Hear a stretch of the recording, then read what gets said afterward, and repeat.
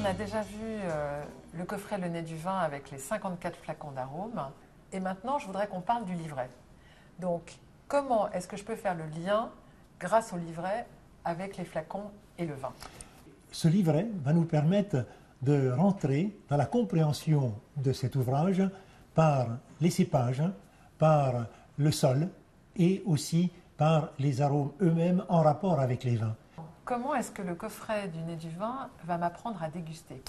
Alors, ces arômes que nous avons sentis, qui deviennent des marqueurs, qu'on a bien enregistrés dans notre mémoire, ils vont nous permettre de reconnaître un cépage, une appellation, un millésime, et voire même un vigneron quand on est très exercé.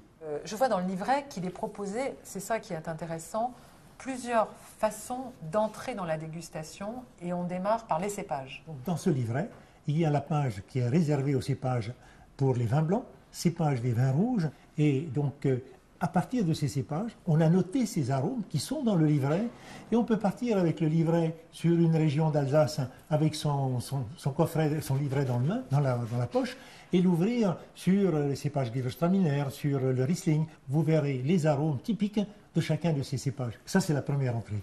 Vous me parlez beaucoup d'Alsace, pourquoi? Parce que je trouve que c'est le cépage, je trouve, le plus pédagogique. Si on veut faire comprendre le nez du vin, je prends un vin d'Alsace, un Gewürztraminer par exemple. Je crois qu'avec ces arômes de rose, de litchi, c'est assez évident pour tout le monde.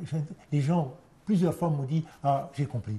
Alors vous allez me faire une dégustation? Alors, je vais vous faire une dégustation. Je vais vous faire sentir des cépages, des arômes plutôt typiques de trois régions que vous allez essayer de bien mémoriser. Et je vous ferai goûter les trois vins qui correspondent aux arômes que je vous aurai choisis.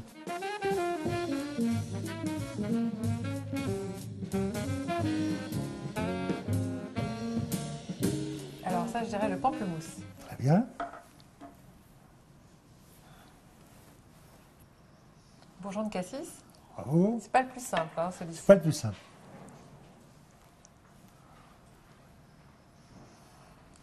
Litchi. Là, je suis impressionnée parce que je suis devant mon professeur.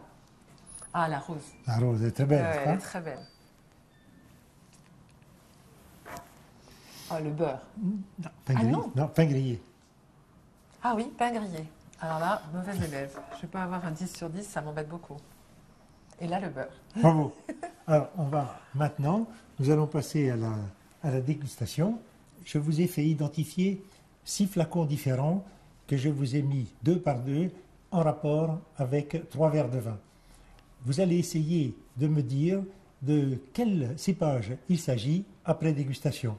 Il y a du chardonnay, il y a du sauvignon et il y a aussi un Gewürztraminer. Je les ai donnés dans le désordre. Maintenant, à vous de les mettre dans le bon ordre. Moi, je retrouve du pamplemousse. Oui. Et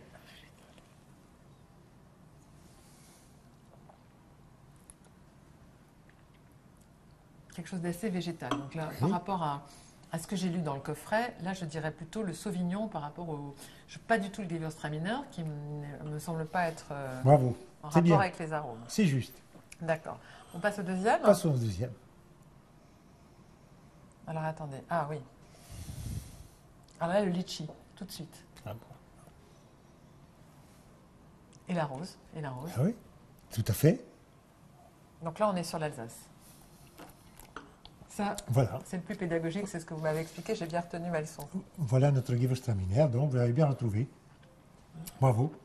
On est sur le... Il me reste quoi? Le beurre et le pain grillé, que Alors, j'avais est-ce que vous deviné. voyez, Donc là, bon.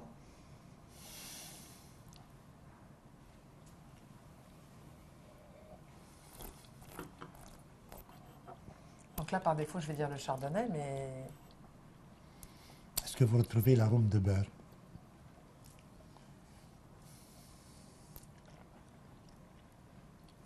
Oui. Voilà.